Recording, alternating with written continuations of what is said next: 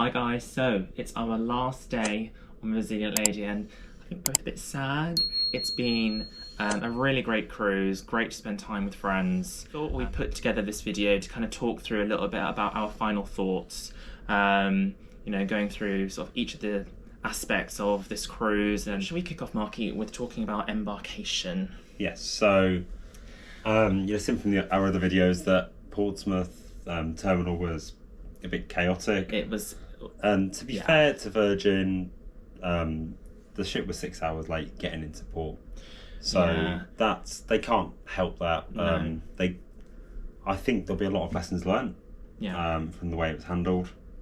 I know we've certainly given our feedback to the team on board about what went wrong with the process. Yeah, I know.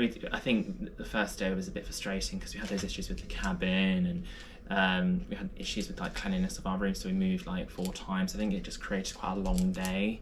But do you know what? You have to, like we said in that video, you have to kind of see the bigger picture sometimes, put things to bed as it were, and just stay positive. So let's talk about the cabin. What's your thoughts on the cabin, Marky? Well, it's been a really good space for us. We've had plenty of space to do what we need to do. Like it's roomy enough that you're not on top of each other. Yeah. When you're getting dressed or jumping in the shower or something, you're not fighting each other for space. No. And we've done our cabin tour today, haven't we? And so go and check that out just to kind of get a bit of a clearer picture of what that actually explained a little bit more about how that works. Yeah. Do you know what? It's been a nice cabin. The tech is quite nice on it. It's all controlled via the little tablet thing. So I think when Virgin first released the product, the cabins were considered a little bit cold aesthetically. Yeah, the cabins on Scarlet. Obviously, this is our first Virgin cruise for those of you who are new to us.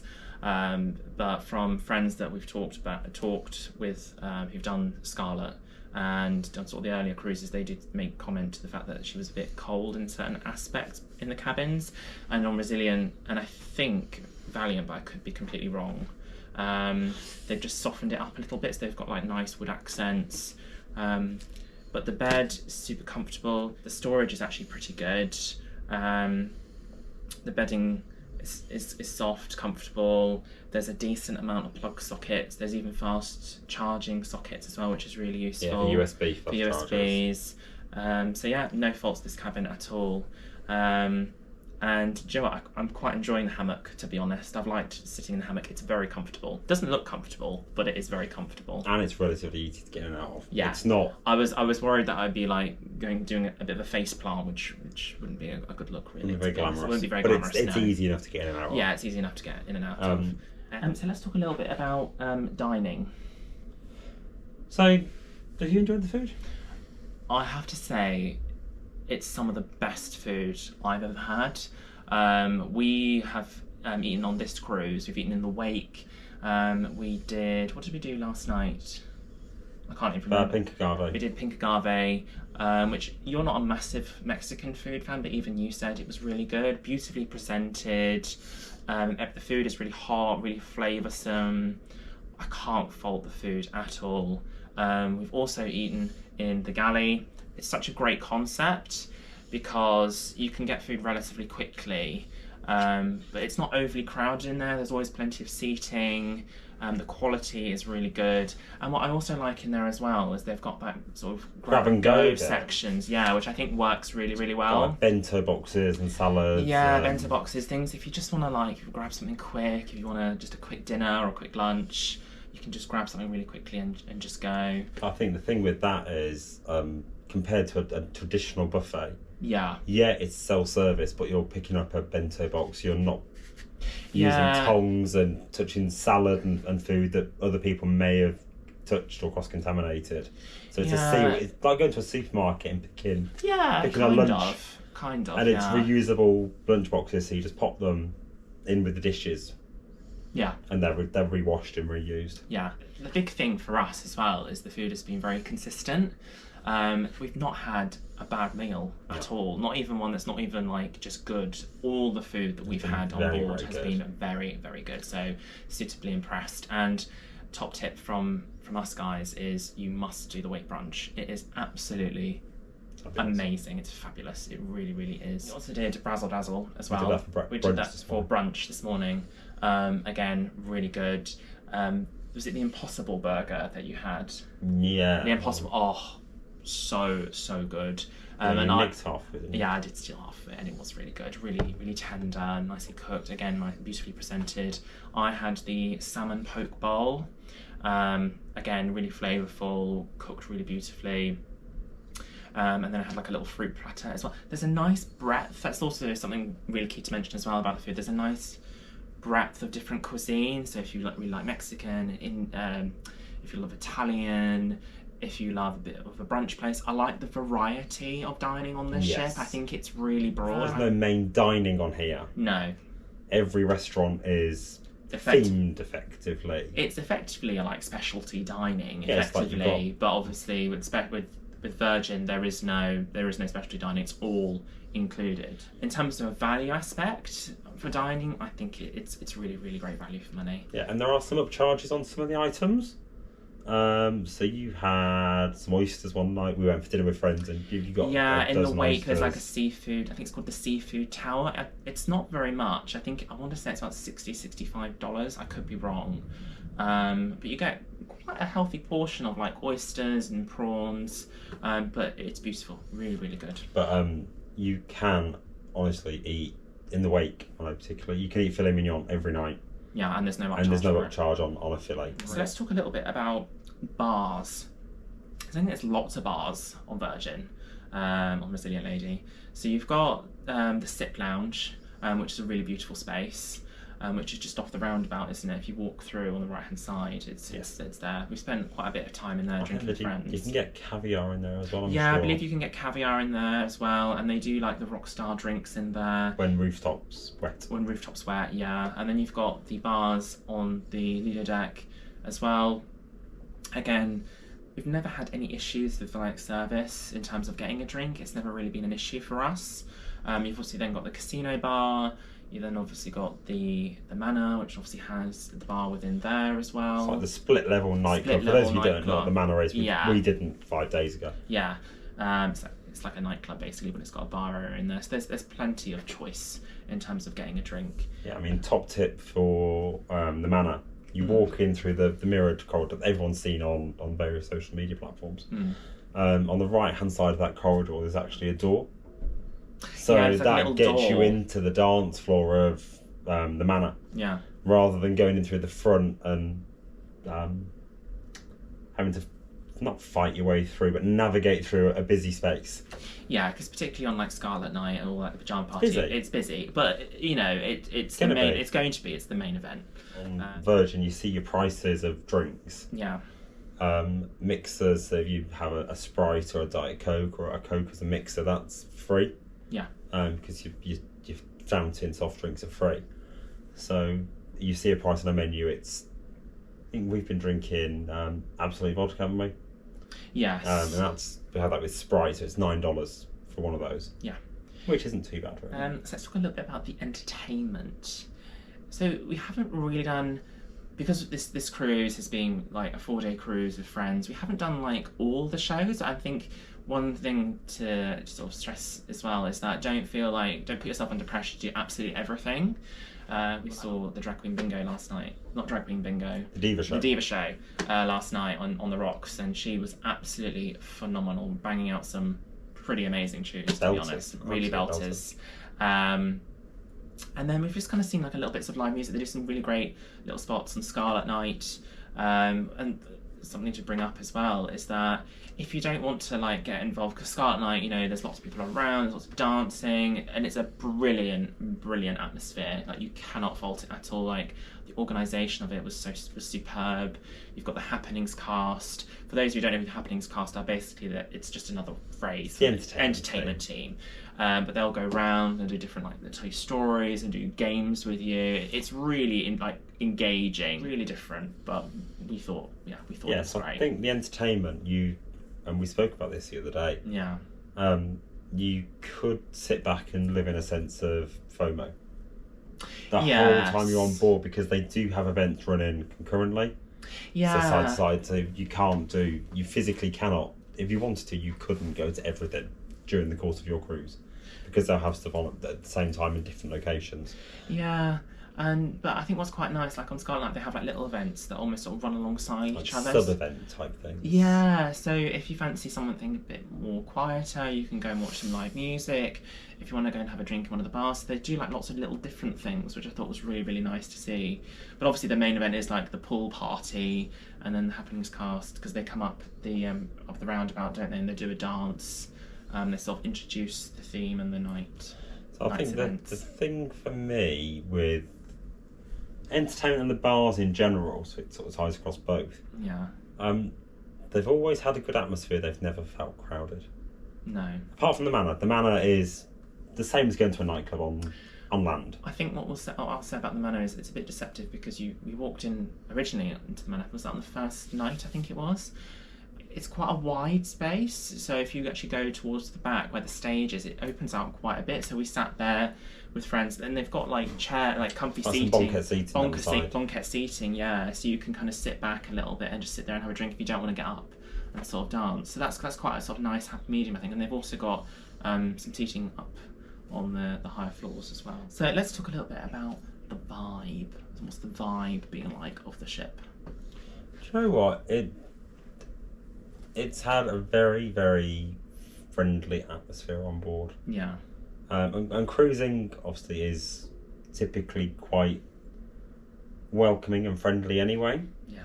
But it's felt especially so on this one, and I don't know if part of that is because it's a 4-day cruise and everyone is here purely to have a really good time over the bank holiday. Yeah.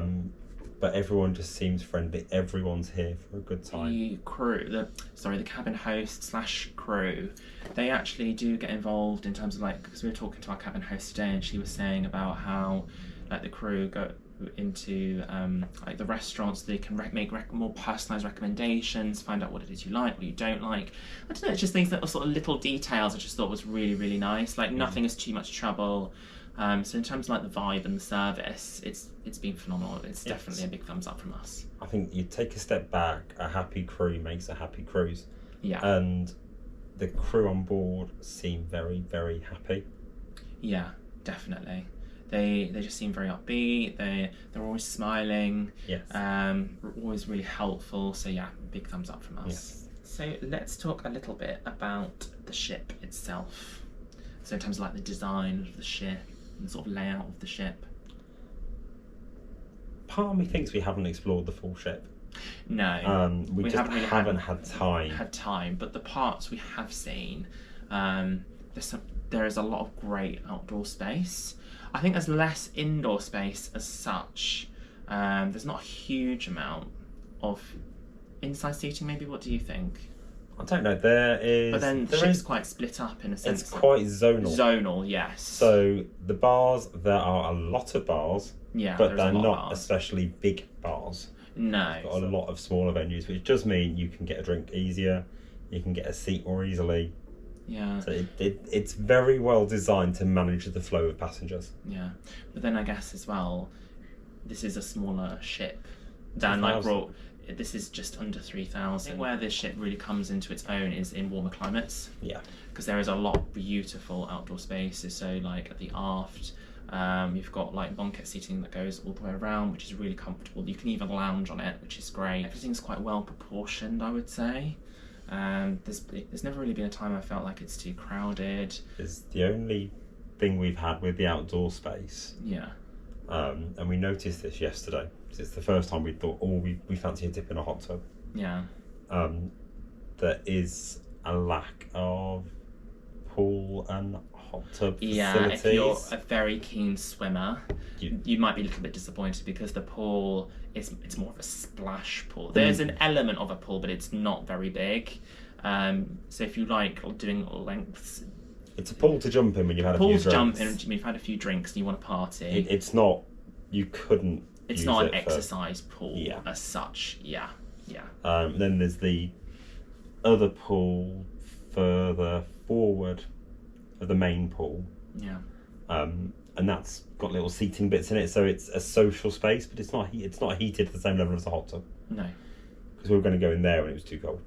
Yeah, it was a bit chilly. But yeah, we counted 4 hot tubs in the main areas. Yeah. Which for a ship with 2,800-ish guests. Yeah, I kind of wish a bit light. Yeah, I kind of wish there was a little bit more hot tubs, but you know. And if you're a rock star and you've got access to Richard's rooftop, there are tubs.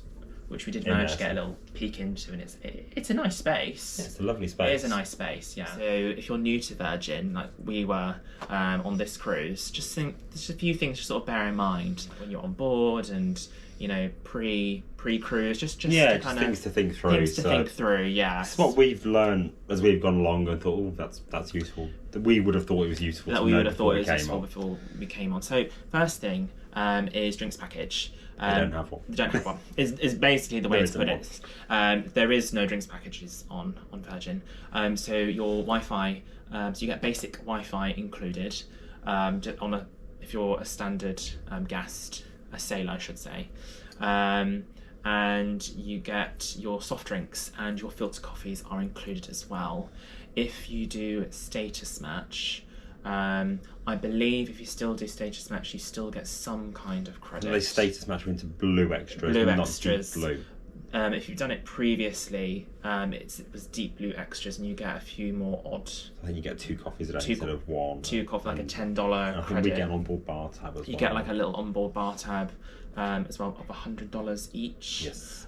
For life, basically. So the way bar tabs work, you can buy them before you get on board. Yes. And the premise of that is you put down or you pre-purchase a tab. So say $300. I know this is the one that we looked at today. You put $300 on board, and they give you $50 bonus bar tab for putting that $300 down. Yeah. You have Sailor Loot, which is what you would traditionally know as onboard spend. Yeah. That you can spend on anything essentially. Yeah. Or you've got drink bar tabs. Yeah. And they can only be spent on drinks. Yes. Yeah, drinks only. But to be honest, because it was one of our, I think to be fair, it was one of our reservations. Like, we like. We like a drink. I think that's pretty evident that we like a drink. And we were like, not sure. To be honest, the way things have worked out, because you can bring you can bring a bottle per sailor on board. A 75 centilitre bottle. 75 centilitre bottle of wine or champagne. It's worked out actually completely fine. I don't think we've only got maybe like $27 left, if that. That was before we went to the pool party. Oh yeah, that's probably gone. So I think we're overdrawn now. It's been absolutely fine for us. It's worked out better actually than we thought it would. We thought we were going to be like minus a couple of hundred, but actually we're there or thereabouts. I mean, to say that Virgin is different, I think, is an understatement. But I do love it. I think it's a culmination of things. It's the service, it's the entertainment. The entertainment is so different to other cruise lines. The food has been exceptional. We've been with great company, which obviously always plays a factor. But in terms of like the whole experience, obviously, we had issues with like the cabin and we had issues with Embarcation. But as a product, I think it's a great product. And in terms of the mixture of people, it's been a real mix of ages, of different characters, backgrounds. So don't come onto Virgin and think it's just all for like 20-year-olds, because it really isn't like that. We've met all walks of life, couples in their 50s, 60s, 70s even, and they've really enjoyed this cruise. I think with Virgin, because it is so different, you're like, oh, okay, I'm not quite sure about this, but you've just got to go for it, embrace it, give it a go. Like we said, the manor initially, I don't think we're not very good with crowds as such. We don't like ships that are too crowded, and we walked in like, I'm not sure about this. But then we walked through and realised it opened out, and actually it's a really great atmosphere, and you've just got to kind of roll with it. But in terms of an experience and a cruise line, it gets a big thumbs up from me. I think you weren't really sure, really, were you? You were kind of 50-50 a little bit, because it is so different. Yeah, it's so different to any other cruise line. And the way they do things is fundamentally different. Yeah. But it's good. I've had a really lovely time. You've had a really nice time. Yeah. So I think it kind of brings us to the sort of closing. Would we sail with Virgin again? You go first. It's a big yes for me. Yeah, I think it's a great product. I've really enjoyed this cruise. From my perspective, would we do a 4-night sailing on our own if we went with friends? Probably not. Yes. But I always say you've got to give these things a go. I would be more inclined to do a slightly longer cruise if it was just the two of us, so say maybe like a 6 or 7-nighter, than like a 4-nighter just the two of us. Well, we've had an amazing time, but down to you now. Yeah, I think I agree with you. I'd come back on board. Yeah. Again, not sure we'd come on with the two of us to do a party cruise. Do a party short cruise, just the two of us. So everyone is welcome on board the ship. Everyone we're made to feel very welcome and invited. But yeah, as a party cruise, so these 3 4-night Amsterdam trips, yeah, I don't think we'd do it just the two of us. No. Yeah, we'd definitely come on for them. But we'll never say never. If there's a deal, I think in the future, I think we would consider it, but I think we'd probably be less inclined. But we are looking at a sailing in August of next year, which is a 6-night cruise from Portsmouth again, and I believe it goes to Northern France and Spain. So booking that on it is Scarlet, isn't it? I believe. I think it is. I believe it's on Scarlet next year, so we are looking at that. So I think that'll be very interesting, and we'll cover this. To see what that experience is like, because a lot of people have said to us, like, don't take this cruise as what Virgin is like totally, because you've only seen a snippet of it. And I think everybody said, and we've come to the same conclusion. I think it took you a little bit longer to come around to that conclusion than me, just because I think you weren't quite sure, but I think we both agree that I think a longer sailing, it gives you a more rounded experience, which ironically we do say to people. But obviously this is the shortest cruise we've done as a couple. It's the shortest cruise I've ever done. Yeah, because we tend to do minimum a week or 7 nights or up to 2 weeks typically. But like I said, we've had an amazing time. Yes. We'll be back on Virgin again. But thank you for watching. Please hit that subscribe button. Please hit that like button. Please leave comments below. Glad we've done it. I really am. So thank you for watching. Thank you.